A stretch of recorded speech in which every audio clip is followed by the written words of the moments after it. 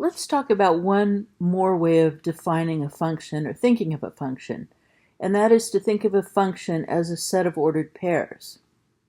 Now, a function rule produces, in other words, the formula gives us xy ordered pairs. So another way that we could define our function or state what it is to just give the set of ordered pairs instead of giving some rule or formula for computing the y values in the ordered pairs. Now, this is going to be most useful to us when we don't have a formula, but only the ordered pairs. And let me show you what I mean using an example. Suppose we have the following data for a number of phones sold from 2004 to 2010. So here's the data shown in the table below.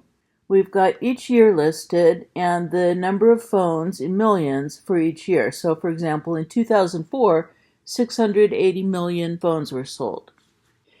Now, the number of phones sold clearly depends on which year it is. If I ask you, how many phones are sold per year, you're going to have to say, well, which year are you talking about? So the number of phones depends on the year. That means that the number of phones sold is a function of the year. We don't have a formula, but we do have ordered pairs. So we can define our function this way. I'm going to call it f. And instead of giving a formula, I'm going to give the set of ordered pairs. So we have 2004, 680. In other words, if I input 2004 into the question, how many phones, then the output will be 680. And of course, that's in millions. So we have 2005, 730, 2006, 800, 2007, 900, 2008, 920, 2009, 990, and 2010, 1030. And we close the set brackets. Now you might wonder why would we write it out that way instead of just using the table? And you're right. Typically we would give this information in table form, not write it out in set form the way I've done. I just wanted to write it out in set form to illustrate to you this way of defining a function. So, for example, defining the function this way, what would f of 2006 be? It would be 800. So we can think of 2006 as an x value, and the corresponding y value is 800. What would f of 2006 and a half be? Let me just write it that way. 2006 plus half a year.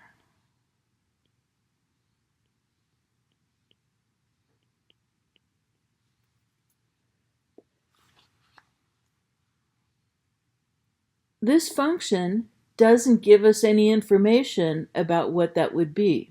This function only gives information about each year, and it doesn't tell us at all what's going to happen halfway through the year. Now, you might think we could say that halfway through the year 2006, we'd have sold 400 phones because there's 800 total in the year.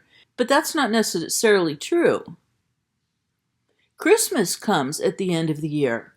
Maybe more phones are sold around Christmas time. So maybe in that year, only 200 phones are sold during the first 6 months, and maybe 600 are sold during the last 6 months.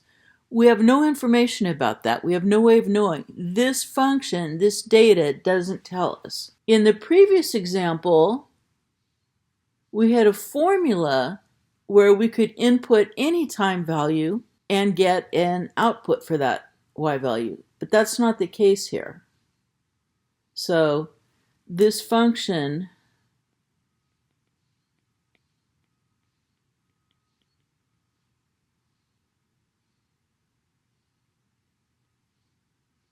does not apply to partial years.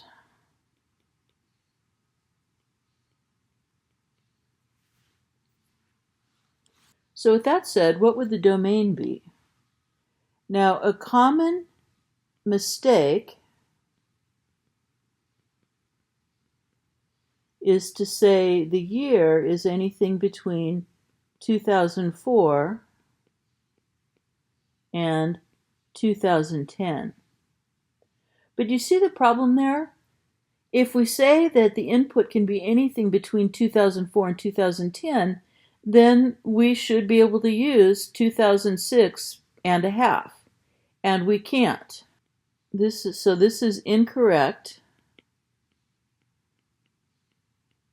because the domain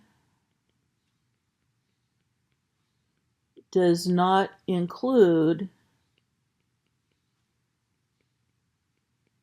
values in between each year.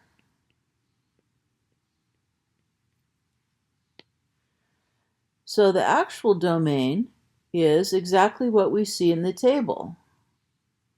The set of years that it can use as inputs is 2004, 2005, 2006, 2007, 2008, 2009, and 2010.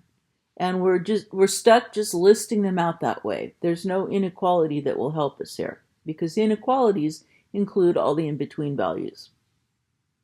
What's the range? Let's think about the graph.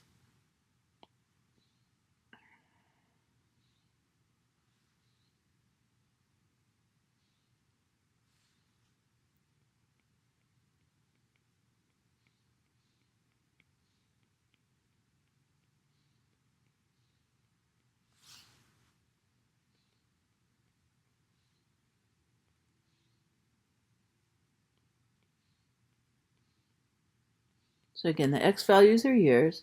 The Y values are going to be numbers of phones sold in millions. And maybe I won't try to do the whole graph because this is going to be a little cumbersome. But let me at least give you some idea. Suppose 680 is here.